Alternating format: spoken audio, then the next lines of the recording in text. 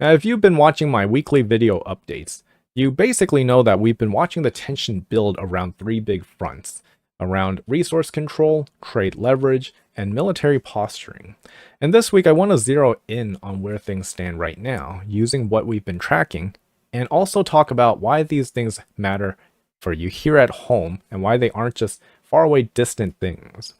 So here's actually what's going on first. Let's talk about the way that China is using its dominance in certain raw materials, especially rare earth elements, and the technology tied to them as a strategic tool. We've already discussed that rare earths are critical for things like electric vehicles, high-tech electronics, renewable energy gear, and even US military defense equipment. And a reminder that China is tightening exports controls on a range of these materials. The country has added new elements to its controlled list and extended its reach far beyond simply raw materials. The country has added new elements to its controlled list and extended its reach beyond just raw minerals. Now, the controls cover processing equipment, recycling, and even foreign made products that include Chinese origin material or technology.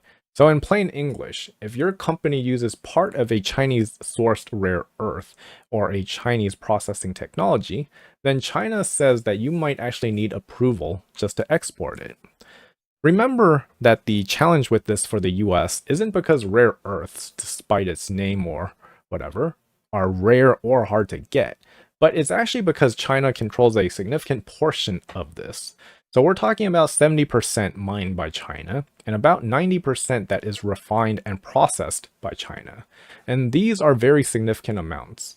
Factories that rely on these inputs, whether in the auto industry, electronics, or clean energy, they are starting to feel it. And it's ironic because the things that are supposed to make our lives cheaper and smarter, things like EVs, wind turbines, advanced chips, they're actually more vulnerable now because one country holds much of the supply chain. The broader point is when a country uses resources controls as a leverage, it changes how stable supply chains feel. And when supply chains feel less stable, then cost risk goes up and companies and governments respond accordingly. Now, here's a twist. While China is playing the lever of resource control, we're also seeing a trade move in a different direction, even though there are tensions in many areas. The US and China made a deal where China commits to buying 25 million metric tons of US soybeans annually for the next 3 years. And the deal isn't just goodwill, it's strategic. It signals that while China is tightening one set of controls, it's willing to engage in cooperation elsewhere. So you get this simultaneous scenario where it's confrontation and cooperation, and it's not all war or all peace. It's more complex than just that. The takeaway is that global interdependence is still real even when the rhetoric is tense. Then there's the defense/arms side, which might actually seem very far removed from your daily life. But I promise this ties in. Russia has made public moves that signal a more aggressive posture. So now you have advanced weapons, new testing, increased deterrence signaling. That kind of environment increases uncertainty. So why does this all matter economically? Because heightened geopolitical tensions tend to lead to higher risk premiums, more cautious business investments, and often more government spending, especially on defense, which can also affect things like taxes, like borrowing, like interest rates, and broader economic growth. So when governments and companies pause or slow because of risk, that can actually have cascading impacts on employment, innovation, and ultimately the cost of goods and services. So let's draw these threads together in how you might feel them, or more importantly, what you should keep an eye on. First of all is cost and supply chain risk. Because China has tightened control over certain rare earths and the technology tied to them, you could see this in things like higher prices or slower rollouts for new electronics, vehicles, especially EVs, maybe even home appliances. It doesn't happen overnight for you at the store, but it's going to slowly creep in. If a manufacturer finds it harder or costlier to get magnets or components that they need or any chips that they need, they either absorb their costs, which hurts their margin, or more likely they pass it on to you, which hurts you. Now, I know that some of you You might have heard about the deal between the US and Australia, that they just signed a framework worth almost $10 billion to jointly invest in mining, processing, and refine rare earths and other critical minerals over the next few years. The problem is, while it's a solid step, it only scratches the surface of what would be needed for the US to completely replace China's dominant role in this supply chain. To put it into perspective, the current estimate is if the US were to fully decouple from China in this regard, it would cost over $100 billion and somewhere between 10 to 20 years just to fully build up enough capacity. Second, investment and employment exposure. If your 401k or retirement model portfolio has companies in technology manufacturing, EVs, or heavy industry, they might actually be more exposed to these supply chain shocks.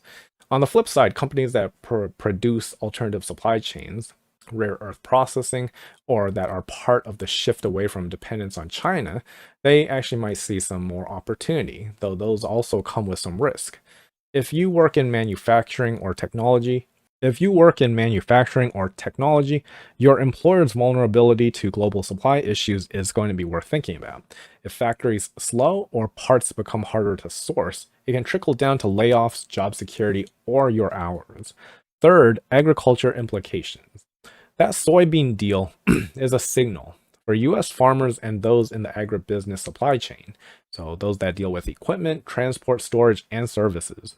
The deal offers a bit of breathing room for them. If the premise holds, it means that some stability in demand, which means less uncertainty for those sectors. If it doesn't hold, it's going to be a risk. For the broader consumer, agricultural stability helps keep food prices from spiking too badly, which is something we all care about. Fourth is macro risk and financial context. When defensive posturing increases, when supply chains get shaky, investors often seek safety. Borrowing costs might go up, growth might slow, and if you're thinking about household budgeting, this means it might actually be wise to keep a little caution. Maybe don't assume robust growth will continue forever. Inflation pressures, cost increases, and uncertain job markets are possible outcomes of this kind of geopolitical economic tensions. So, some things for you to think about and potentially do right now is number one, review your investment exposure. Think about what companies or sectors might be exposed to China's dominance in supply chains, rare earths, advanced manufacturing, high technology, versus ones that might actually benefit from supply chain diversification. Number two, for your household budget, consider the possibility of some price creeps affecting prices of electronics, vehicles, maybe even certain durable goods. It might actually be a good time to keep some extra savings cushion or delay non-essential big purchases until you're feeling more confident. And number three, keep an eye on policy. So announcements from the US or other countries about rare earth supply strategies or defense spending could be early indicators of shifting risk that may affect markets. They might also affect your investments, or they might cause you some more household cost pressures. That's about all I have for this video. Thank you for watching. Please like it, subscribe, and I'll see you in the next one.